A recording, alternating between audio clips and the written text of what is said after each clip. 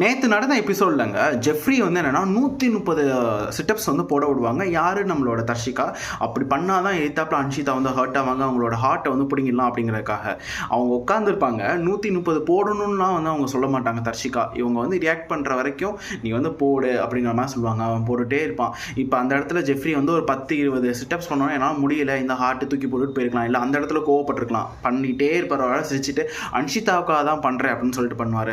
இந்த பக்கம் அன்ஷிதா உட்காந்து எண்ணிட்டு இருப்பாங்களா என்னன்னு தெரியல. கடைசியில் 130 வந்தோன்னே என் தம்பி, ஐயோ என் தம்பி இப்படி போட்டுட்டாங்களே, இந்த மாதிரி வந்து கால்லாம் வலிக்குதே, அவனுக்கு இப்படிலாம் பண்ணுறீங்களே, டார்ச்சர் பண்ணுறீங்க, இந்த தானே ஹார்ட், இந்த வச்சுக்கொடி அப்படின்னு சொல்லி தூக்கி போட்டு போவாங்க. எனக்கு என்னென்னா இதை நீங்கள் முன்னாடியே செஞ்சிருந்தா ஒன்றுமே ஆயிக்காதே. இந்த பண்ணனா ஃபஸ்ட்டே பண்ணி முடிச்சிருக்கணும். பண்ணி முடிச்சதுக்கப்புறம் வந்து அதை வந்து இப்படி பண்ணிச்சு இப்படி பண்ணியாச்சுன்னு சொல்லக்கூடாதுல்ல. எனக்கு அந்த இடத்துல வந்து ஒரு மாதிரி இடிச்சிச்சு. ஏன்னா எல்லாருமே தர்ஷிகா சொன்னாங்க. பட் அன்ஃபார்ச்சுனேட்லி இது வந்து ஒரு டாஸ்க்கு. முடிஞ்சால் பண்ண முடியும், பண்ண முடியலன்னா பண்ண முடியல, தூக்கி போட்டு போயிட்டே இருக்கலாமே. ஏன் இந்த ட்ராமா?